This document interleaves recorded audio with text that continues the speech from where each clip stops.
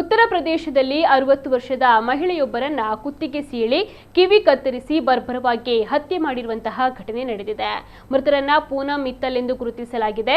ಪೂನಂ ಮಿತ್ತಲ್ ಅವರ ಫೋನ್ನಿಂದ ಕರೆ ಬಂದ ಹಿನ್ನೆಲೆಯಲ್ಲಿ ಪತಿ ಸಂಜಯ್ ಮಿತ್ತಲ್ ವೈದ್ಯರೊಂದಿಗೆ ಮನೆಗೆ ತೆರಳಿದಾಗ ಮನೆಯ ಮುಖ್ಯ ಬಾಗಿಲು ತೆರೆದಿರುವುದು ಕಂಡುಬಂದಿದೆ. ಒಳಗೆ ಪ್ರವೇಶಿಸಿದ ವೇಳೆ ಪೂನಂ ಅವರ ಮೃತದೇಹ ಪತ್ತೆಯಾಗಿದ್ದು ಕುತ್ತಿಗೆಯಲ್ಲಿ ಆಳವಾದ ಗಾಯಗಳಿದ್ದವು.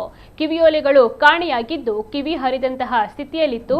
ಡ್ರಾಯಿಂಗ್ ರೂಮಿನಲ್ಲಿ ತೆರೆದ ಬೀರು, ಒಂದು ತಟ್ಟೆ ಸಿಹಿ ತಿಂಡಿ ಹಾಗೂ 2 ಲೋಟ ನೀರು ಪತ್ತೆಯಾಗಿದ್ದು ಪ್ರಕರಣದ ಬಗ್ಗೆ ಹಲವು ಅನುಮಾನಗಳಿಗೆ ಕಾರಣವಾಗಿದೆ. ಕೂಡಲೇ ಅವರು ಪೊಲೀಸರಿಗೆ ದೂರನ್ನು ನೀಡಿದ್ದಾರೆ. ಸ್ಥಳಕ್ಕೆ ಬಂದ ಪೊಲೀಸರು ಪರಿಶೀಲಿಸಿ ದರೋಡೆಯ ಸ್ಪಷ್ಟವಾದ ಲಕ್ಷಣಗಳು ಕಂಡುಬಂದಿಲ್ಲ ಎಂದು ತಿಳಿಸಿದ್ದು, ಹಳೆಯ ದ್ವೇಷ ಅಥವಾ ವೈಯಕ್ತಿಕ ವೈಮನಸ್ಸಿನ ಹಿನ್ನೆಲೆಯಲ್ಲೇ ಕೊಲೆ ನಡೆದಿರಬಹುದು ಅಂತ ತನಿಖಾಧಿಕಾರಿಗಳು ಶಂಕಿಸಿದ್ದಾರೆ. ಪ್ರಕರಣವನ್ನು ದಾಖಲಿಸಿಕೊಂಡಿರುವಂತಹ ಪೊಲೀಸರು ಮೃತದೇಹವನ್ನ ಮರಣೋತ್ತರ ಪರೀಕ್ಷೆಗೆ ಕಳುಹಿಸಿದ್ದು ತನಿಖೆಗಾಗಿ 6 ವಿಶೇಷವಾದ ತಂಡಗಳನ್ನು ರಚಿಸಿದ್ದಾರೆ.